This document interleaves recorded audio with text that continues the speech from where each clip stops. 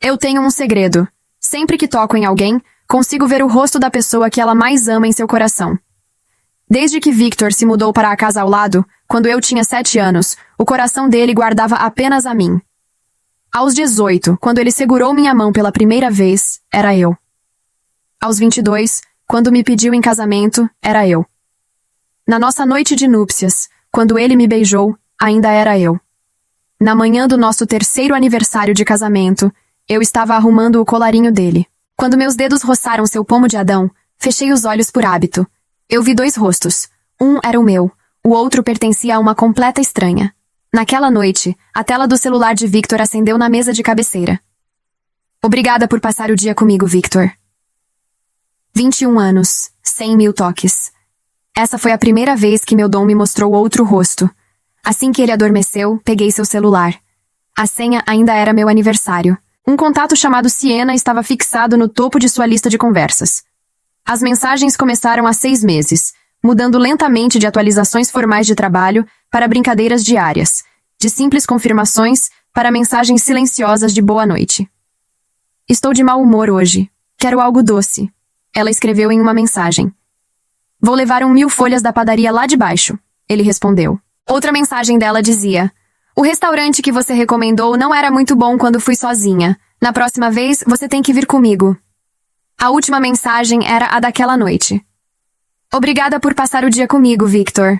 Coloquei o celular de volta e me deitei no escuro. Victor rolou na cama, instintivamente me puxando contra seu peito, murmurando algo meio adormecido. Com quem você passou o dia? Sussurrei no quarto silencioso.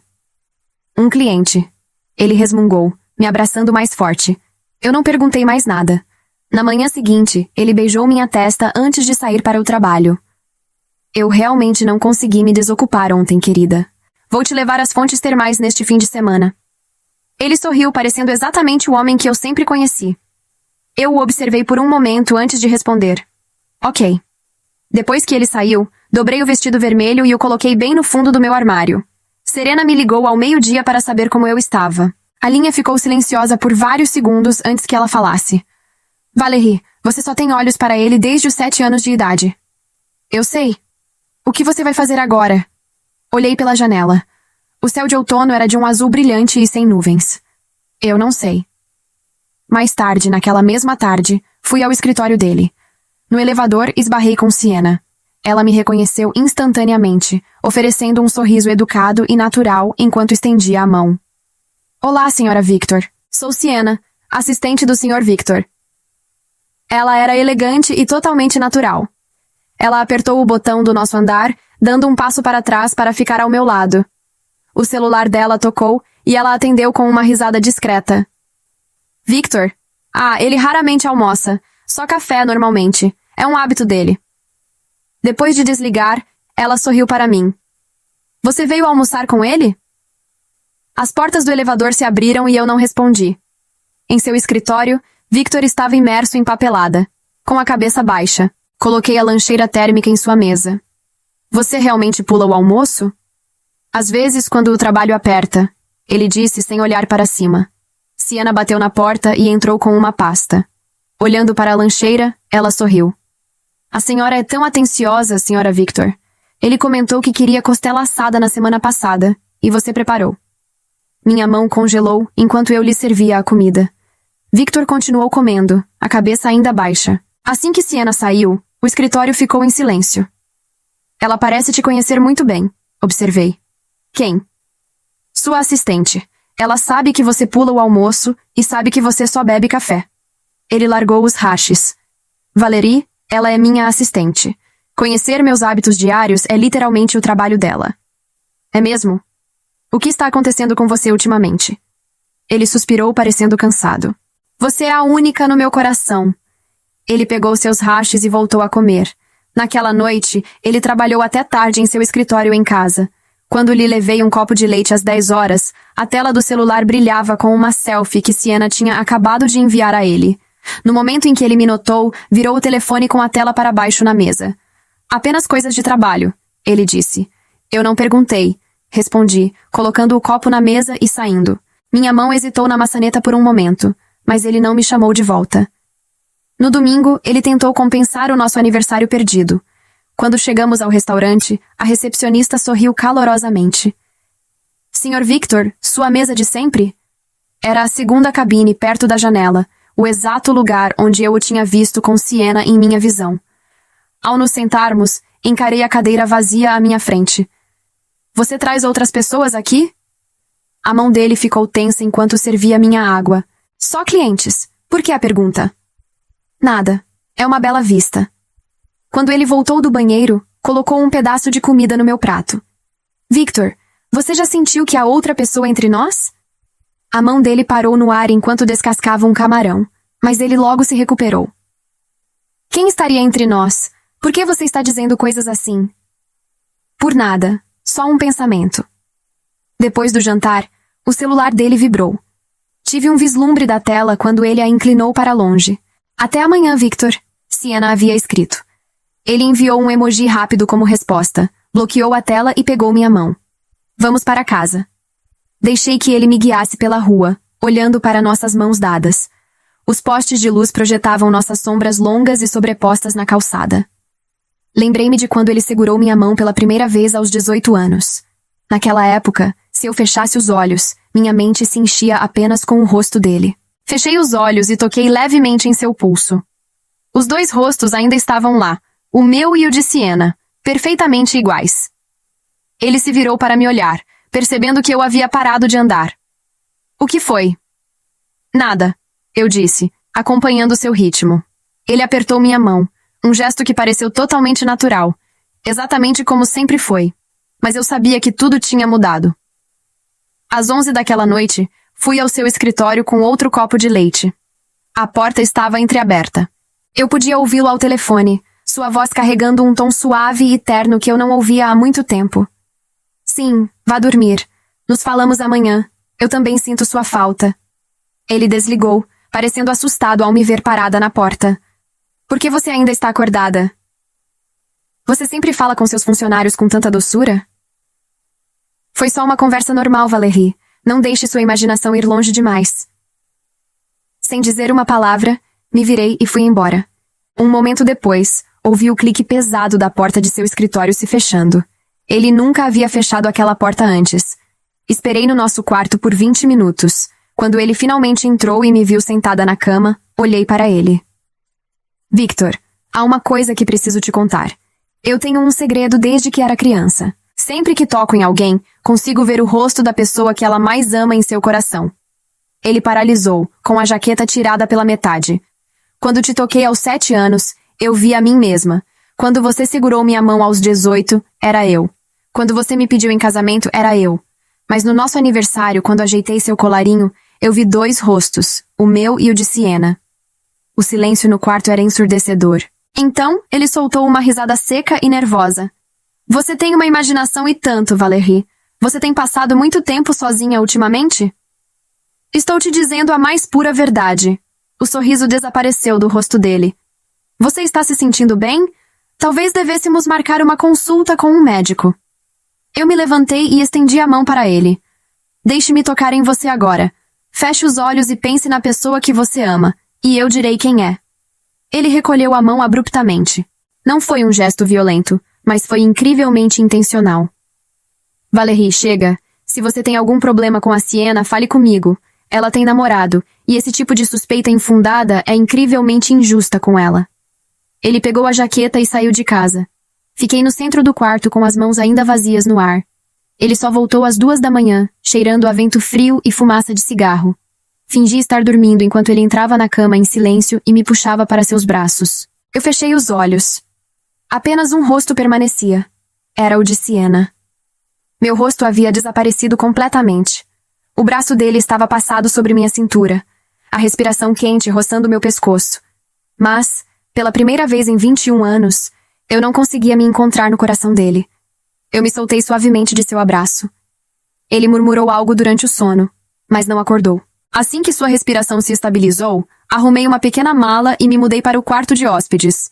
No café da manhã do dia seguinte, ele notou meus chinelos perto da porta do quarto de hóspedes. Por que você dormiu lá? Tive insônia e não queria te manter acordado. Ah, ele murmurou. os olhos já voltando para a tela do celular. Ele não perguntou mais nada. 3 dias depois de me mudar para o quarto de hóspedes, encarei as 2 linhas rosas em um teste de gravidez. Um exame de sangue na clínica confirmou que eu estava grávida de 6 semanas. Deslizei a foto do ultrassom entre as páginas do meu diário, escrevendo uma única frase na página em branco. No momento em que você chegou, o coração do seu pai já estava vazio da sua mãe. Mais tarde naquela tarde, fui ao prédio do escritório dele. Assim que cheguei, vi seu carro estacionado perto da entrada. Victor estava abrindo a porta do passageiro para Sienna, mantendo a mão sobre a cabeça dela para protegê-la do batente baixo enquanto ela entrava. Aquele banco sempre foi meu. Aquele gesto gentil um dia pertenceu apenas a mim. Vamos voltar, eu disse ao motorista de táxi. Apertei minha bolsa, o laudo do ultrassom ali dentro pressionando meus dedos, mas eu não liguei para ele. Quando ele chegou em casa à noite, eu estava esperando na sala de estar. Fui ao seu escritório hoje. Ele não parou de desamarrar os sapatos. Por que não subiu? Se eu tivesse subido, o que eu diria? Ele olhou para mim, com um lampejo de irritação nos olhos. O que foi agora, Valerie?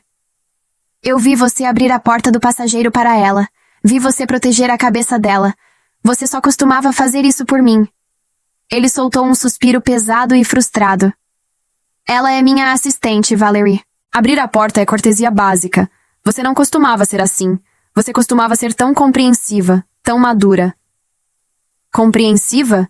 Então as coisas que você fazia por mim podem ser entregues a qualquer pessoa. E se eu me importar, estou sendo imatura? É isso que você quer dizer? Ele massageou as têmporas. Tive um dia longo e exaustivo. Não quero brigar por causa disso. Ele foi para o escritório e fechou a porta. No dia seguinte, enviei a ele uma mensagem, pedindo que arranjasse tempo para me acompanhar a uma consulta médica. Claro, ele respondeu. Mas às 7h da manhã seguinte, uma mensagem apareceu no meu celular. Surgiu uma viagem de negócios urgente. Estarei de volta depois de amanhã. Peça ao motorista para te levar se não estiver se sentindo bem. Te amo, Victor. Tentei ligar para ele, mas o celular estava desligado. Quando liguei para a secretária dele, a jovem pareceu confusa. O Sr. Victor não tem nenhuma viagem agendada para hoje, Sra. Victor. Peguei um táxi para o hospital sozinha. Sentada no corredor, observei os casais ao meu redor. Um marido se ajoelhando para amarrar os sapatos da esposa. Outro amparando sua esposa enquanto caminhavam lentamente pelo corredor. Sentei-me no meu lugar, totalmente sozinha. A médica analisou meus exames com uma expressão de preocupação. Seus níveis de progesterona estão perigosamente baixos, e há um risco de que a gestação não siga adiante. Seu marido está aqui? Ele está fora da cidade a trabalho, eu disse baixinho. Ela não insistiu mais, me entregando os formulários de consentimento para eu mesma assinar. Enquanto esperava pelas minhas injeções hormonais, rolei pelas redes sociais e vi a última postagem de Sienna, uma série de fotos de um pôr-do-sol em uma praia. A legenda dizia: alguém disse que queria ver o oceano quando estava estressado, então me arrastou junto. É tão bom ser mimada pelo chefe. No canto da última foto, havia a mão de um homem apoiada na mesa. Em seu dedo anelar, estava a aliança de ouro branco idêntica à que eu tinha na mão esquerda. Naquela noite, começaram as dores intensas. Peguei um táxi sozinha para o pronto-socorro e as enfermeiras me levaram às pressas para o centro de cuidado. Ele se foi? Perguntei, com a voz que não passava de um sussurro. A gestação não pôde avançar. Precisamos realizar um procedimento rápido para proteger sua vida. O seu marido está a caminho. Eu mesma assinarei os formulários. A enfermeira hesitou. Era jovem, provavelmente com a minha idade, e nos seus olhos havia aquela mistura específica de pena e desconforto que as pessoas sentem quando não sabem o que dizer diante de uma dor que não é delas. Ela estendeu a prancheta sem fazer mais perguntas. Eu assinei cada folha com letra firme, o tipo de caligrafia que aprendi na escola porque minha professora dizia que caligrafia bonita era sinal de caráter organizado. Minha mão não tremeu uma única vez. Isso foi o que mais me surpreendeu naquela noite, que minha mão não tremeu. Levaram-me para uma sala fria e branca que cheirava a álcool e borracha. Uma anestesista com óculos vermelhos e voz grave me fez perguntas de rotina, enquanto fixava o acesso venoso no meu braço. Eu respondia a tudo. Peso, altura, alergias, última refeição. Quando ela perguntou se havia alguém esperando do lado de fora, olhei para o teto e disse que não. Ela não perguntou de novo. O sedativo entrou devagar. Senti primeiro nos dedos dos pés, depois subindo pelas pernas como água morna. No momento em que minhas pálpebras começaram a cair, pensei em uma coisa estranha. Pensei no dia em que Victor e eu fomos a uma loja de bebês, 2 anos depois do casamento, só para olhar. Não estávamos tentando ainda. Mas ele ficou parado na frente de um mobile de nuvens azuis e brancos por muito tempo, com aquele sorriso quieto que ele reservava para as coisas que o emocionavam sem que ele quisesse admitir. Tocou na minha mão, e quando fechei os olhos, vi apenas o meu rosto no coração dele. Adormeci pensando naquele sorriso. Acordei sozinha. Fiquei 2 horas em observação. A enfermeira jovem apareceu 3 vezes, checando minha pressão, me oferecendo suco de caixinha e biscoito de maisena. Na terceira vez, trouxe uma coberta extra sem que eu pedisse. Nós não falamos. Mas quando ela saiu, percebi que tinha colocado a coberta de um jeito específico, dobrando a borda sobre meu ombro como se eu fosse uma criança. Aquele gesto pequeno e sem nome me partiu de um jeito que a noite inteira não havia conseguido. Chorei ali, quietinha, com o suco de caixinha no colo e a coberta no ombro, sem fazer barulho nenhum. Às 3 da manhã, assinei a alta e chamei um táxi. O motorista não falou comigo a viagem toda, o que foi uma das maiores gentilezas que alguém me ofereceu naquele dia. Cheguei em casa, tomei banho e me deitei no quarto de hóspedes com o cabelo ainda molhado. Victor ligou às 8 da manhã. Oi, amor. Acabou mais cedo do que eu esperava. Chego hoje à tarde. Você está bem? Estou bem, eu disse. Tá bom. Compro alguma coisa no caminho? Não precisa. Houve uma pausa curta. Você tem certeza que está tudo bem? Tenho. Ele chegou às 4 da tarde com uma caixa de doces da padaria que eu gostava e um cacho de lavanda, que é a minha flor favorita. Sorriu ao me entregar, aquele sorriso que ele usava quando queria me dizer que se importava sem precisar dizer em voz alta. Eu aceitei os 2, agradeci e coloquei a lavanda em um copo com água enquanto ele tomava banho. Fiquei olhando para as flores enquanto o barulho do chuveiro preenchia a casa. Ele não sabia que eu havia perdido o bebê, que eu havia assinado o formulário sozinha, que havia uma coberta dobrada sobre o meu ombro às 2 da manhã, enquanto ele estava em algum hotel costeiro acompanhado de outra mulher. Ele havia chegado com lavanda e um sorriso, e achava que tudo estava certo no mundo. E eu havia deixado que achasse. Não foi uma decisão que tomei conscientemente. Aconteceu do jeito que algumas decisões importantes acontecem, sem que você perceba que as está tomando. Simplesmente não abri a boca. Servi o jantar. Perguntei sobre a viagem. Ele falou de reuniões que não haviam acontecido, de um cliente que eu sabia que não existia, de um restaurante onde ele e Siena haviam jantado à beira-mar, enquanto eu estava num corredor de hospital assinando formulários de consentimento para remover o que restava do nosso filho. Eu ouvi tudo. Fiz perguntas no lugar certo. Mantive os olhos no prato na hora certa. Naquela noite, antes de dormir, ele passou a mão no meu cabelo. Senti sua falta. Eu também, eu disse. E era verdade. Eu havia sentido falta de quem ele tinha sido. Daquela versão dele que ficava parado na frente de móveis de nuvens azuis com um sorriso quieto. Eu havia sentido falta desse homem a noite toda, enquanto assinava os formulários com letra firme e mão que não tremia. Nos dias que se seguiram, eu observei. Isso é o que as pessoas não entendem sobre quem tem um dom como o meu. Todo mundo assume que ver o coração dos outros é uma forma de poder.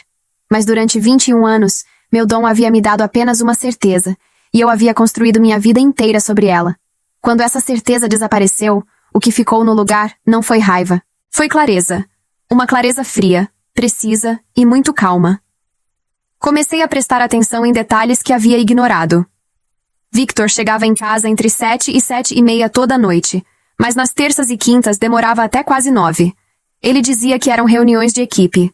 Nas terças e quintas o celular dele ficava sempre virado com a tela para baixo. Ele usava um perfume específico só quando saía para o trabalho, mas voltava das terças e quintas cheirando ao mesmo perfume de madeira e âmbar que eu havia notado nos ombros da jaqueta que ele pendurava no gancho da entrada. Um perfume que não era o dele. Procurei a fragrância online. Era um perfume feminino francês de nicho. R$ 180 o frasco de 50 mililitros. Encontrei a mesma fragrância, 3 semanas depois, na galeria do Instagram de Siena. Uma foto de penteadeira com frascos de perfume espalhados. O frasco em questão estava bem na frente, levemente diferente dos outros, como se fosse o mais usado. A foto tinha sido publicada num domingo. 16 semanas atrás. 12 semanas antes de eu ver o segundo rosto no coração do meu marido. Fiz as contas, depois desfiz, depois fiz de novo. Porque eu precisava ter certeza. Porque a pessoa que meu dom havia construído ao longo de 21 anos merecia que eu tivesse certeza antes de qualquer coisa. E então comecei a construir. Minha irmã mais velha, Renata, é advogada especializada em direito de família. Nós não falávamos havia 2 anos por causa de uma briga boba sobre a herança da nossa avó. Liguei para ela numa tarde de quarta-feira, enquanto Victor estava no trabalho. Ela atendeu no segundo toque, como se estivesse esperando. Valerie, Renata. Silêncio. Eu precisava de alguém de confiança, eu disse. Outro silêncio. Depois, a voz dela ficou diferente, mais baixa e mais próxima, do jeito que ficava quando éramos crianças, e eu tinha pesadelo e ia até o quarto dela às 3 da manhã. Me conta. Contei tudo. O dom. Os 2 rostos. O celular. Siena. A viagem. O hospital. Os formulários. A coberta no ombro. A lavanda.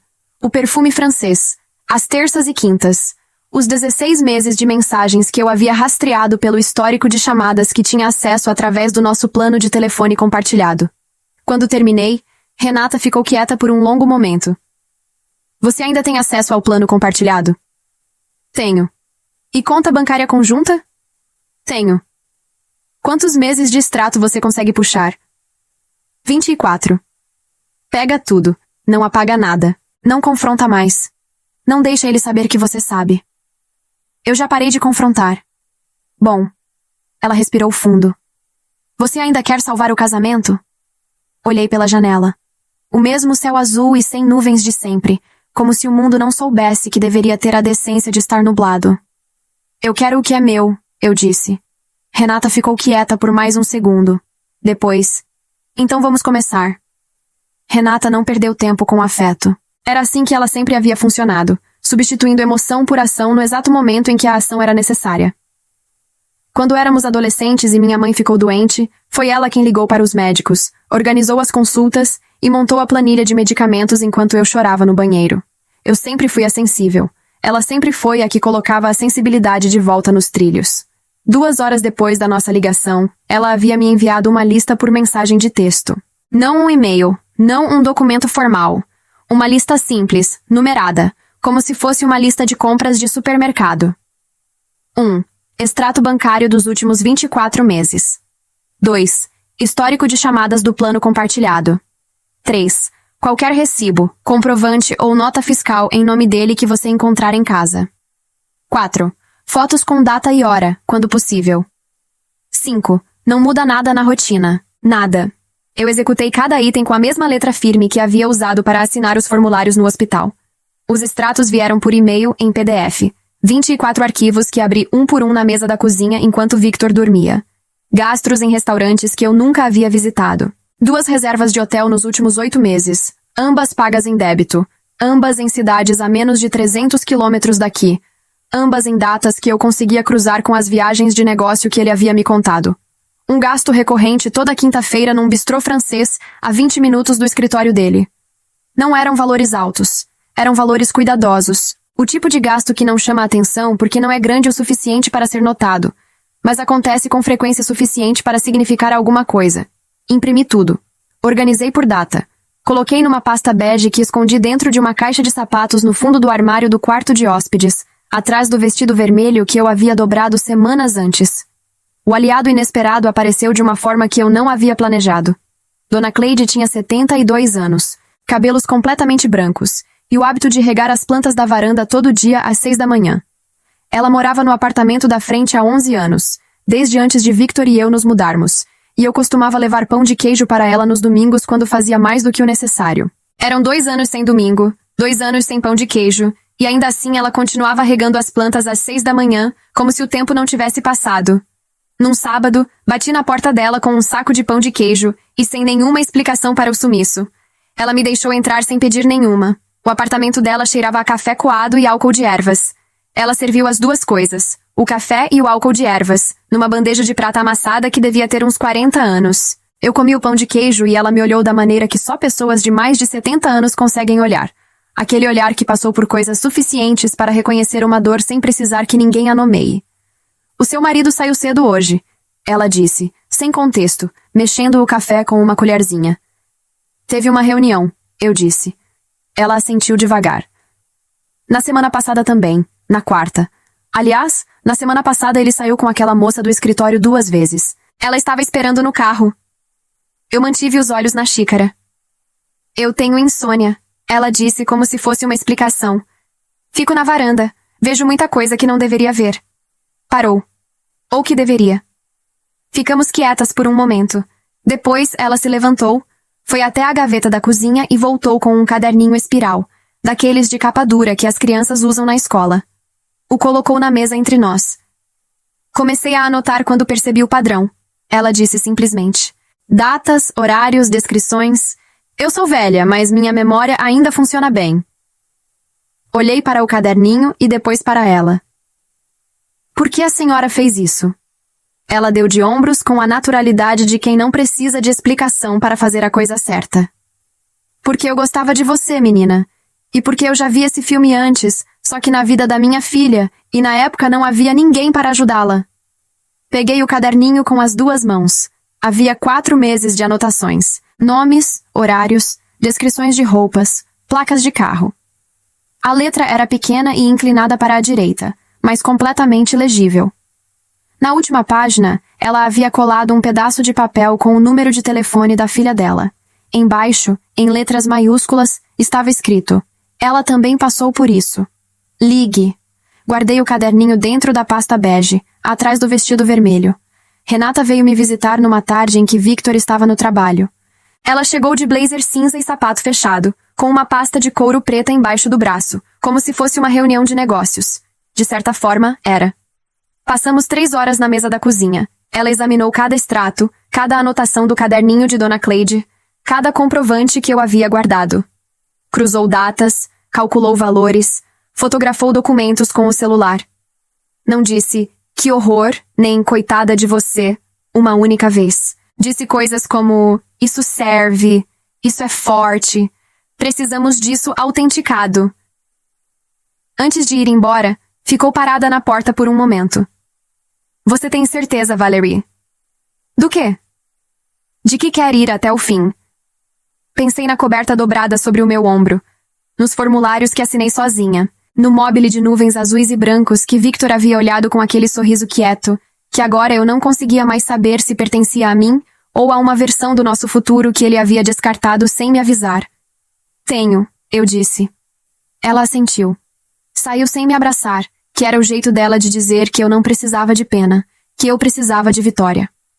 Naquela noite, Victor chegou às 7h20 com o cheiro de madeira e âmbar nas costas da jaqueta. Servi o jantar, perguntei sobre o trabalho, ouvi as mentiras com atenção. Quando ele foi dormir, fui ao quarto de hóspedes, abri o armário e fiquei olhando para a caixa de sapatos por um longo momento. Tinha começado com um rosto estranho no coração do meu marido. Agora havia uma pasta bege, um caderninho espiral, um número de telefone rabiscado à mão e uma irmã de blazer cinza que sabia exatamente o que fazer com tudo isso. E então me lembrei, a noite em que ele havia voltado às 2 da manhã, cheirando a cigarro e vento frio. A noite em que eu havia fechado os olhos e visto apenas o rosto de Sienna. A noite em que eu havia me soltado do abraço dele no escuro e arrumado uma pequena mala para o quarto de hóspedes. Naquela noite, eu havia pensado que havia perdido tudo. Não havia percebido ainda que havia sido a noite em que tudo havia começado. A filha de Dona Cleide se chamava Patrícia. Tinha 46 anos e uma voz que soava como quem já havia chorado tudo que tinha para chorar e havia secado completamente do outro lado. Ligamos na manhã de uma terça-feira, enquanto Victor estava nas suas reuniões de equipe. Ela falou por 40 minutos sem que eu precisasse dizer quase nada. Eu ouvi. E no final, ela disse uma coisa que ficou comigo. O maior erro que eu cometi foi agir no calor. Fiz tudo errada porque fiz tudo com raiva. Você parece calma. Fica assim. Eu estava calma. Não porque não doía. Doía.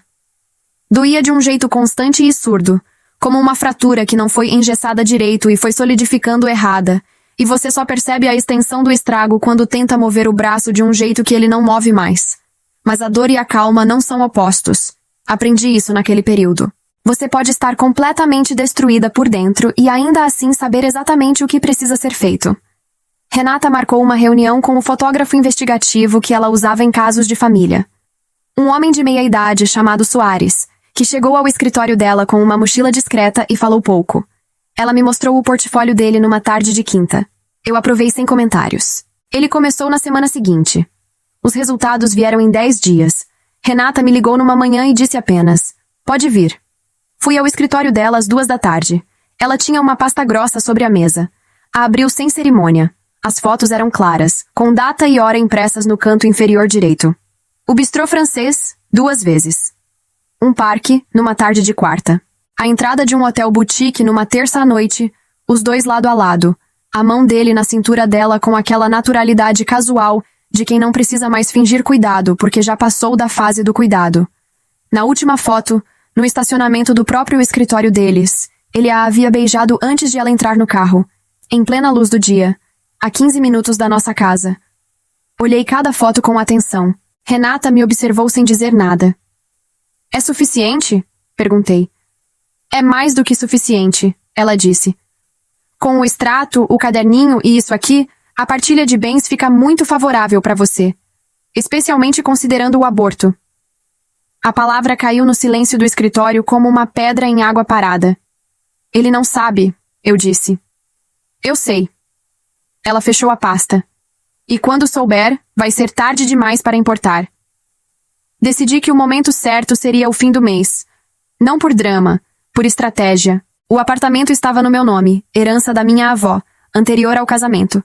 A conta corrente conjunta tinha um saldo que eu havia construído ao longo de 3 anos de gestão cuidadosa das finanças domésticas, enquanto ele cuidava dos investimentos. Renata havia identificado 2 investimentos no nome dele que foram feitos com dinheiro do nosso fundo comum sem minha assinatura. Isso era relevante. Isso tinha valor legal. Passei 2 semanas agindo exatamente como sempre. Jantar na mesa, perguntas sobre o trabalho, as mentiras recebidas com o mesmo rosto neutro que eu havia aperfeiçoado. Uma vez, ele me trouxe flores de novo. Outra vez, me chamou de meu amor, com uma ternura tão natural que eu precisei ir ao banheiro por 1 minuto. Olhei para o meu próprio reflexo no espelho por um longo momento. Depois voltei para a mesa e terminei o jantar.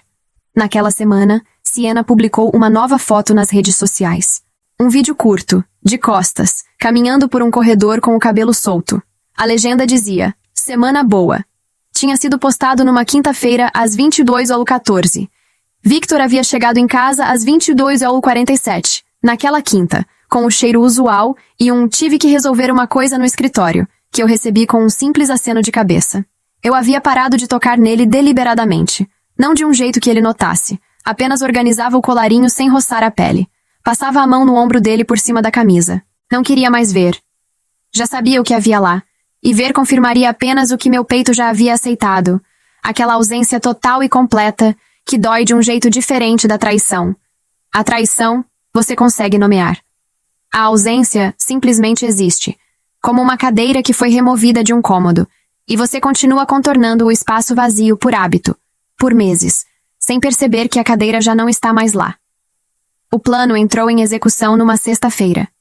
De manhã, enquanto Victor tomava banho, mandei uma mensagem para Renata. "Hoje." Ela respondeu com um único ponto final, que era o jeito dela de dizer que estava pronta. Às 10 da manhã, liguei para o RH da empresa onde Victor trabalhava e pedi para falar com a diretora, uma mulher chamada Doutora Fonseca, que eu havia conhecido em 2 jantares corporativos ao longo dos anos. Identifiquei-me. Agradeci a atenção e disse que havia uma situação delicada envolvendo um relacionamento entre um gestor e uma subordinada direta, do qual eu tinha documentação. Disse que não era uma denúncia formal naquele momento, apenas uma comunicação prévia, e que documentação completa seria encaminhada ao jurídico da empresa no início da semana seguinte, caso a situação não fosse endereçada internamente. Doutora Fonseca ficou quieta por um momento. Depois disse: "Obrigada pela comunicação, Sra. Victor. Vamos apurar." Desliguei. Tomei um copo de água. Sentei à mesa por 1 minuto. Às 2 da tarde, Renata protocolou a notificação extrajudicial no endereço do escritório de Victor. Ele receberia na segunda. A notificação detalhava a intenção de divórcio litigioso por infidelidade comprovada, com pedido de partilha integral dos bens comuns, incluindo os 2 investimentos realizados sem minha anuência, além de indenização por danos morais. Às 4 da tarde, fui ao banco e separei minha parte da conta conjunta para uma conta individual que eu havia aberto na semana anterior, em uma agência diferente.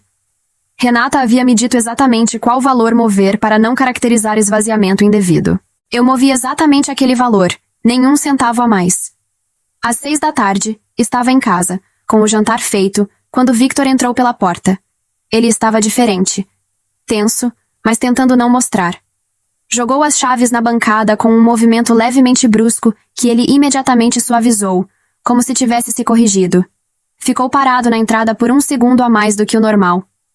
"Tudo bem?" perguntei, servindo o arroz. "Tudo", ele disse, lavando as mãos na pia. Sentamos à mesa. Ele comeu em silêncio por alguns minutos. Depois levantou os olhos para mim. "Valerie, aconteceu alguma coisa hoje no trabalho. Eu preciso te contar." Eu o olhei com atenção. "Tiveram uma queixa anônima no RH sobre mim e a Sienna. É completamente infundada, mas vai abrir uma investigação interna. Eu queria que você soubesse antes de ouvir de outra pessoa." Mantive o rosto exatamente onde estava. "Que situação?" eu disse. Foi um choque." Ele passou a mão pelo cabelo. "Alguém claramente tem algo contra mim lá dentro, mas estou tranquilo porque não há nada a esconder." "Claro", eu disse. Ele me olhou por um momento como se estivesse procurando alguma coisa no meu rosto. Não encontrou. Voltou ao prato. Eu continuei comendo, devagar, olhando para a comida. Havia anos que eu era o rosto no coração dele. Havia semanas que eu havia desaparecido desse lugar. Mas naquela sexta-feira, sentada à mesa do jantar que eu mesma havia preparado, observando o homem que eu havia amado desde os 7 anos de idade começar a perceber que o chão sob seus pés estava se movendo, eu entendi uma coisa que meu dom jamais havia me ensinado. Não era o amor que movia o mundo. Era o que você escolhe fazer quando ele acaba. Na segunda-feira de manhã, Victor encontrou a notificação extrajudicial. Eu sabia o momento exato porque estava na cozinha quando ouvi o silêncio mudar. Existe um tipo de silêncio que é apenas ausência de som. E existe outro tipo, mais raro, que é a presença de algo grande demais para caber em palavras. Foi esse segundo tipo que preencheu o apartamento quando ele abriu o envelope que a recepcionista do escritório havia enviado por mensageiro no fim de semana. Ele apareceu na porta da cozinha com o papel na mão. O rosto estava branco. "O que é isso?" Eu virei para ele com a xícara de café nas mãos. "O que parece ser?" "Valerie." A voz dele quebrou levemente no meio do nome. "Valerie, você precisa me ouvir." "Estou te ouvindo." "Isso é um equívoco enorme. Você foi a algum advogado sem falar comigo? Sem me dar a chance de explicar?" "Você teve meses para explicar", eu disse. "Escolheu não usar." Ele colocou o papel na bancada e se aproximou. Havia algo no rosto dele que eu não havia visto antes. Um tipo de pânico genuíno que não era performático. Pela primeira vez em meses, ele estava completamente presente na sala comigo. Irônico que fosse necessário isso para trazê-lo de volta. "Eu cometi um erro", ele disse. A voz era baixa, controlada, do jeito que as pessoas falam quando sabem que qualquer vibração a mais pode quebrar alguma coisa. "Eu sei que cometi um erro, mas não é o que você está pensando. Nunca passou de..."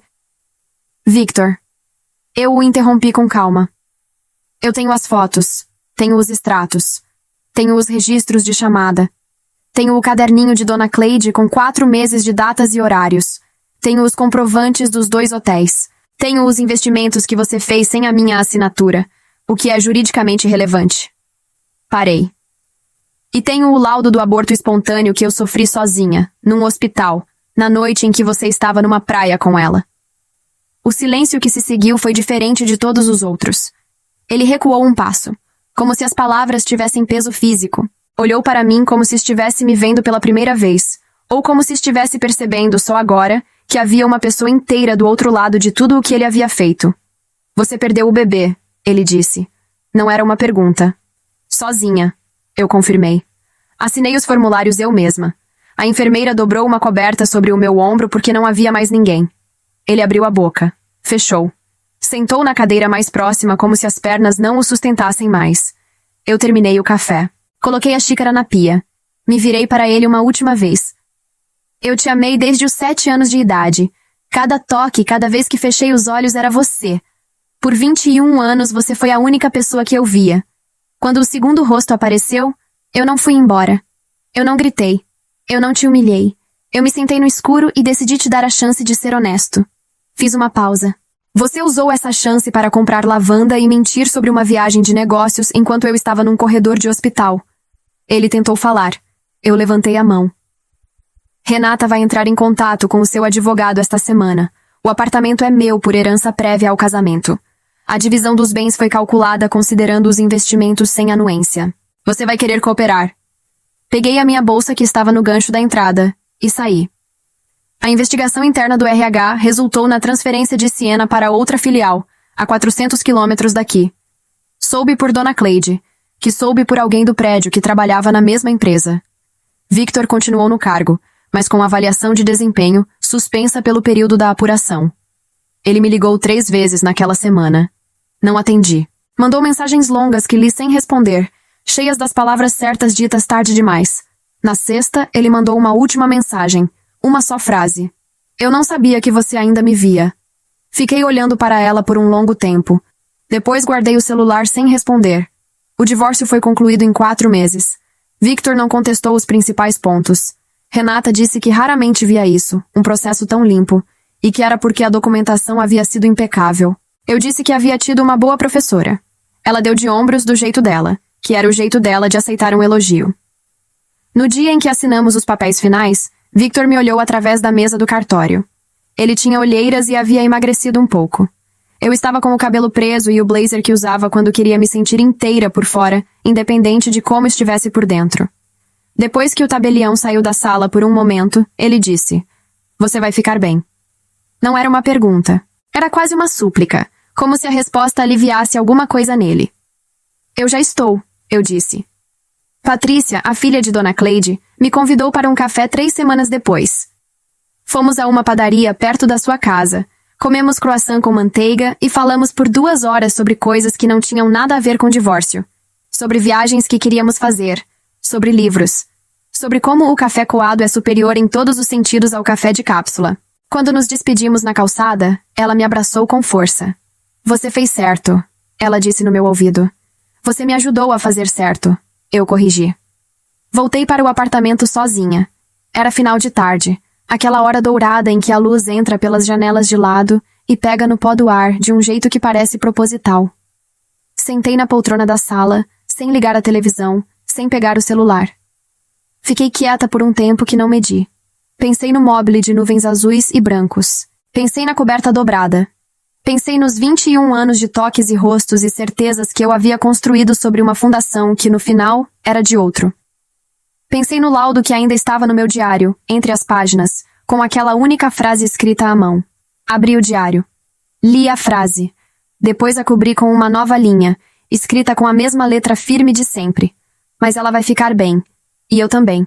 Meu dom nunca foi sobre controle. Durante anos eu pensei que era. Pensei que ver o coração dos outros me protegia, que me dava vantagem, que me poupava de surpresas. Mas o dom nunca me prometeu nada.